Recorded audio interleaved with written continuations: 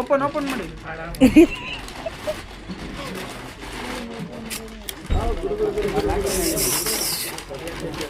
So ಇವತ್ತು rickshaw ಚಾಲಕ ಸಿನಿಮಾದ ಹಾಡು ಲೋಕಾರ್ಪಣೆ ಆಗಿದೆ. ಸೊ ಸಾಧ್ಯ ಆದಷ್ಟು ಯೂಟ್ಯೂಬ್ಸ್ಗಳಲ್ಲಿ ಇರುತ್ತೆ, ಶೇರ್ ಮಾಡಿ, ಲೈಕ್ ಮಾಡಿ. ಹೀರೋ ಕಾಣ್ತಿಲ್ಲ.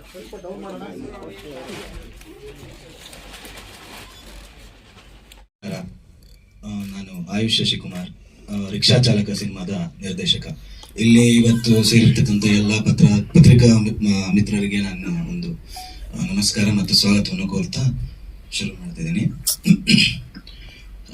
ಚಿಕ್ಕದ್ರಿಂದ ಇದು ಫಸ್ಟ್ ತಂದೆ ಮುಂಚೆಯಿಂದನೂ ಶೂಟಿಂಗ್ ಅಲ್ಲಿ ಇಲ್ಲಿ ಅಂತ ಹೋಗ್ಬೇಕಾದ್ರೆ ಕರ್ಕೊಂಡು ಹೋಗೋರು. ಇದ್ರ ಮಧ್ಯದಲ್ಲಿ ನಮಗೆ ಇನ್ನೊಬ್ಬರು ತುಂಬಾ ಸಪೋರ್ಟಿವ್ ಆಗಿ ನಿಂತಿದ್ದು ನಮ್ಮ ಜಾನಿ ಮಾಸ್ಟರ್ ರಾಮದೇವ್. ಇವರಿಬ್ರು ಕೂಡ ಸಿನಿಮಾ ಯಾವಾಗ್ಲೂ ತಿಂಗಳಿಗೆ ಒಂದ್ 2 ಸಲ ಆದ್ರೂ ಸೇರೋರು ಪಕ್ಕ. ಆ ಜೊತೆಗೆ ಇನ್ನೊಂದ್ಸಲ ಡ್ಯಾನಿ ಅಂಕಲ್ ಬರೋರು, ಅಂದ್ರೆ ಡಿಫ್ರೆಂಟ್ ಡ್ಯಾನಿ ಮಾಸ್ಟರ್. ಸೊ ಎಲ್ಲರೂ ಸೇರ್ಕೊಂಡು ಜೊತೆಗೆ ಹೋಗ್ತಾ ಶೂಟಿಂಗ್ ಅಲ್ಲಿದೆ ಇಲ್ಲಿದೆ ಅಂತ, ಸರಿ ಬರ್ತೀನಿ ನಾನು ಬರ್ತೀನಿ ಅಂತ ಹಠ ಮಾಡಿ ಇದ್ ಮಾಡೋದು. ಮತ್ತೆ ಎಷ್ಟೋ ದಿವಸ ಸ್ಕೂಲ್ಗಳಿಗೂ ಕೂಡ ರಜಾ ಹಾಕಿದುಂಟು ಶೂಟಿಂಗ್ ಹೋಗೋದಕ್ಕೆ.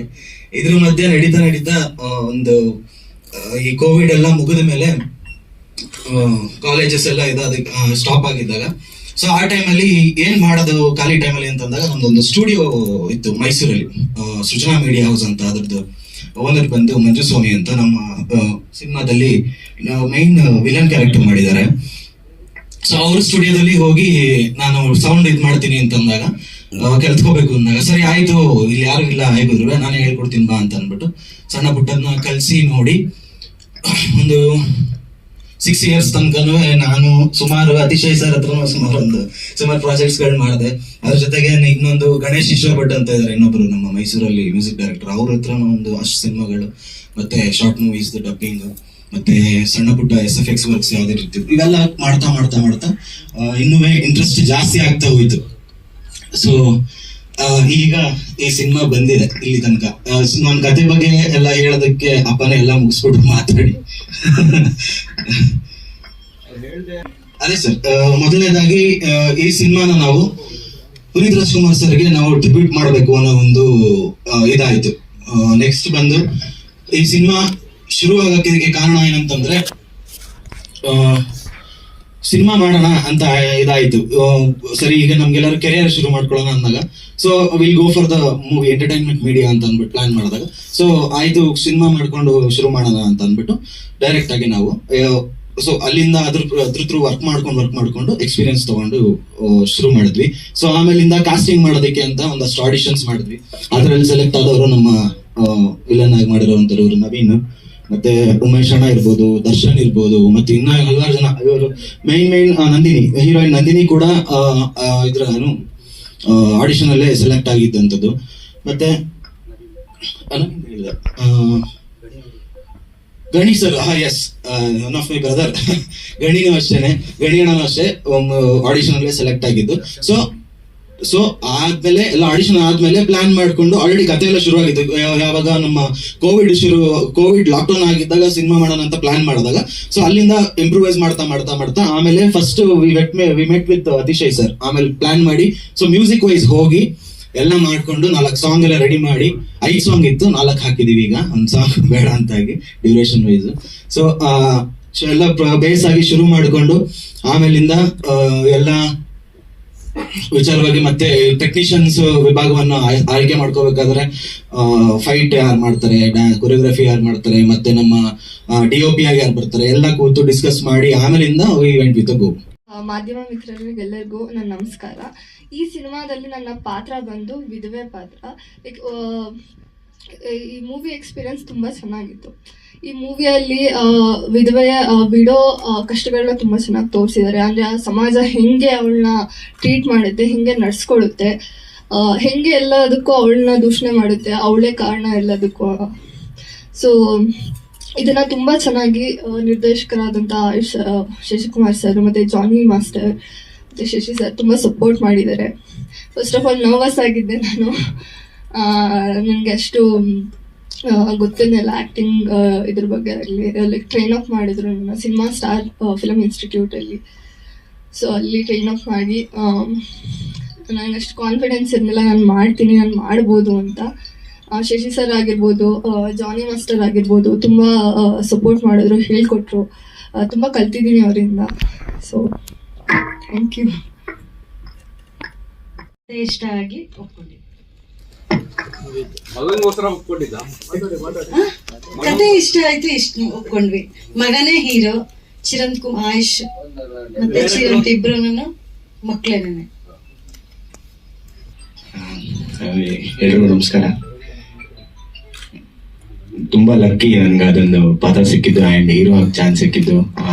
ಕತೆ ಆಕ್ಚುಲಿ ಹೇಳ್ಬೇಕಂತಂದ್ರೆ ಆಟೋ ಡ್ರೈವರ್ಸ್ 2020 ನಾವು ಲಾಕ್ಡೌನ್ ಎಲ್ಲ ಆದಾಗ ಆಟೋ ಡ್ರೈವರ್ಸ್ ಕಷ್ಟಗಳು ಮತ್ತೆ ಅವರ ಒಂದು ಲೈಫ್ ಸ್ಟೈಲ್ ಅಲ್ಲಿ ಅವರು ಸುಮಾರು ಜನ ಮಾಡಿರೋಂಥ ಅವರ ಲೈಫಲ್ಲಿ ಬರೋಂಥ ಅಪ್ಸ್ ಅಂಡ್ ಡೌನ್ಸ್ ನ ಲೈವ್ ಇನ್ಸಿಡೆಂಟ್ಸ್ ನ ನೋಡ್ಕೊಂಡು ಆಯುಷ್ ಅವರು ಈ ಸಿನಿಮಾ ಮಾಡ್ಬೇಕಂತ ಅಂದ್ಬಿಟ್ಟು ಇದ್ ಮಾಡಿದ್ರು. ಆಗ ಆ ಕತೆ ಕೇಳ್ದಾಗ್ಲೇನೆ ಮಾಡ್ಬೇಕು ಅನ್ನೋ ಒಂದು ಜೋಶ್ ಇತ್ತು, ಆಟೋ ಡ್ರೈವರು ಅನ್ನೋ ಒಂದು ಖುಷಿ ಇತ್ತು. ಸೊ ಆ ತರ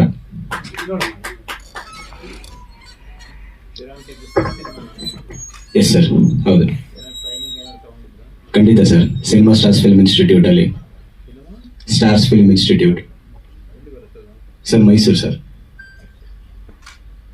ಸಿನಿಮಾ ಬಂದು ಒಂದು ಕಂಪ್ಲೀಟ್ ಆಟೋ ಡ್ರೈವರ್ ಬಗ್ಗೆ ಇರುವಂತ ಸಿನಿಮಾ. ಆಟೋ ಡ್ರೈವರ್ಸ್ಗಳ ಕಷ್ಟ, ಆಟೋ ಡ್ರೈವರ್ಸ್, ಒಬ್ಬ ಒಳ್ಳೆ ಆಟೋ ಡ್ರೈವರ್ಗೆ ಸಮಾಜ ಯಾವ ರೀತಿ ಸಮಾಜದಲ್ಲಿ ಯಾವ ರೀತಿ ಕಷ್ಟ ಪಡ್ತಾರೆ ಅನ್ನೋ ಒಂದು ಥೀಮ್ ಇಟ್ಕೊಂಡು ಕಂಪ್ಲೀಟ್ ಆಟೋ ಇದನ್ನ ಮಾಡಿದ್ವಿ ನಾವು ಕಂಪ್ಲೀಟ್. ಸೊ ಶುರು ಆಗಿದ್ದು 2022 ಸರ್. ಶೂಟಿಂಗ್ಸ್ ಮೈಸೂರಲ್ಲಿ ನಡೀತು, ಮತ್ತೆ ವರ್ಣ, ಸಾಲಿಗ್ರಾಮ, KR ನಗರ್, ಸಾಲಿಗ್ರಾಮ, ಮತ್ತೆ ಹೌದು ಮೈಸೂರು ಸುತ್ತಮುತ್ತ, ಮತ್ತೆ ಮುರುಡೇಶ್ವರ ಹೊನ್ನಾವರ ಅಲ್ಲೆಲ್ಲ ಮಾಡಿದ್ವಿ ಸರ್.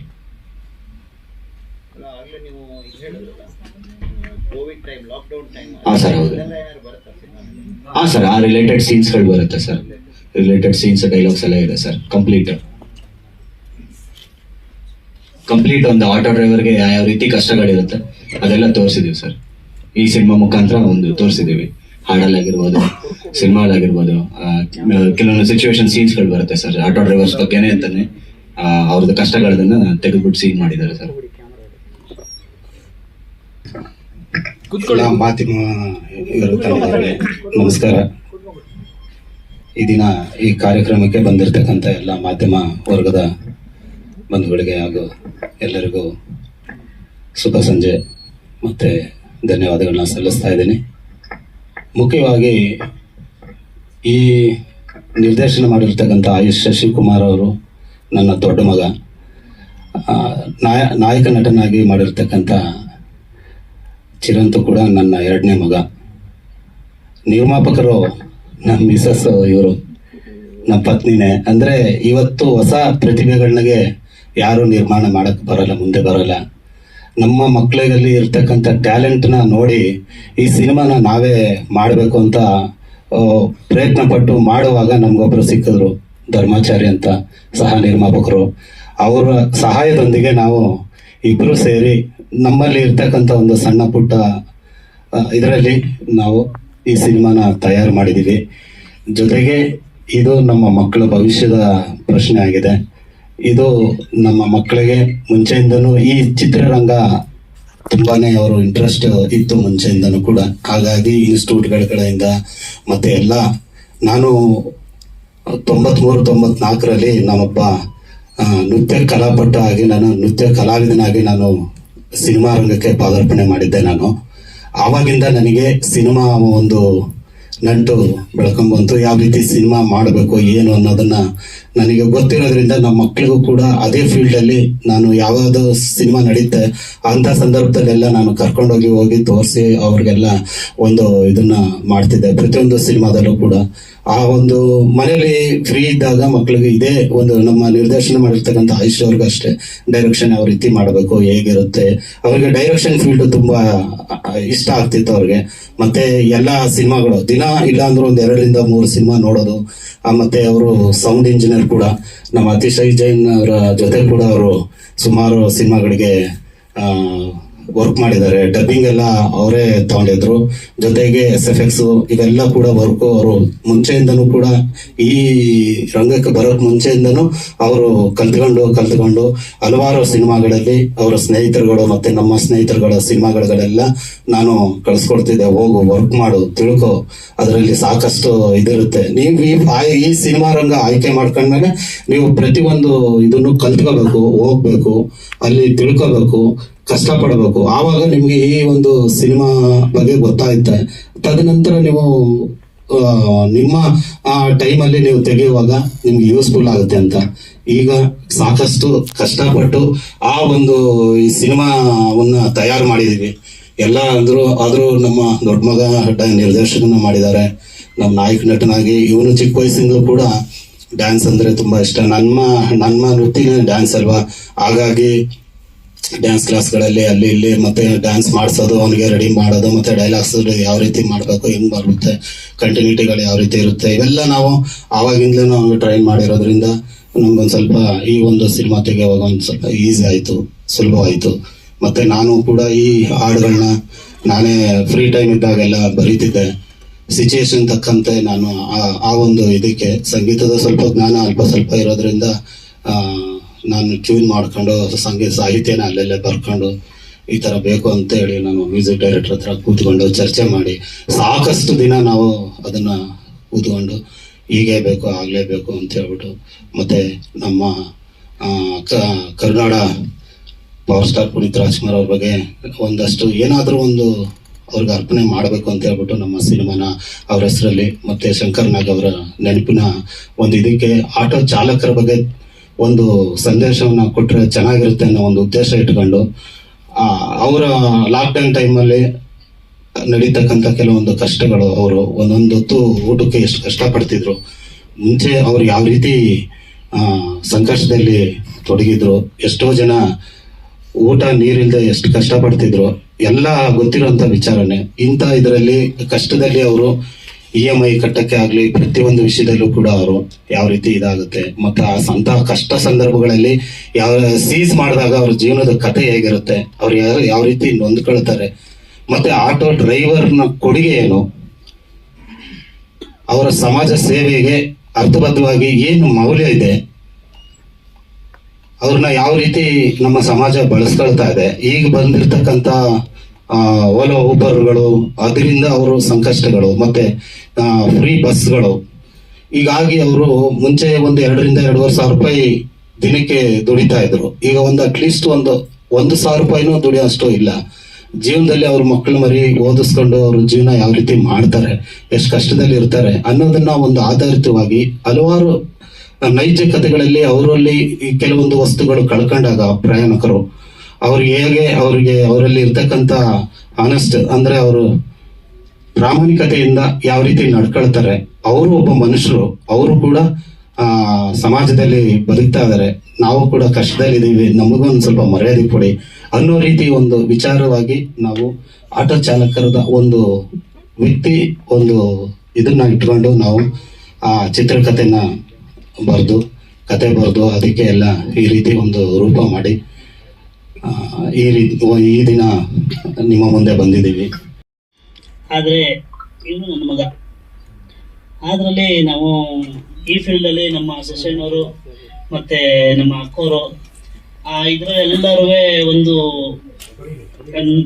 ನನ್ನ ಮಗನ ಡ್ಯಾನ್ಸ್ಗೆ ಎಲ್ಲ ಇದು ಮಾಡಿಕೊಂಡು ಅವನು ಕೂಡ ಒಂದು ಸ್ವಲ್ಪ ಡ್ಯಾನ್ಸ್ ಎಲ್ಲ ಕಲಿಸಿ ಈ ಫಿಲಮ್ನ ರಿಕ್ಷಾ ಚಾಲಕ ಅನ್ನೋ ಫಿಲಮ್ನ ಒಂಚೂರು ಎಲ್ಲ ಒಂದು ನೀವು ಬಂದು ಸೇರ್ಕೊಳ್ಳಿ, ಕೈ ಕೊಡಿ ಅಂತ ಅಂದು ಎಲ್ಲ ಇದು ಮಾಡಿದ್ರು.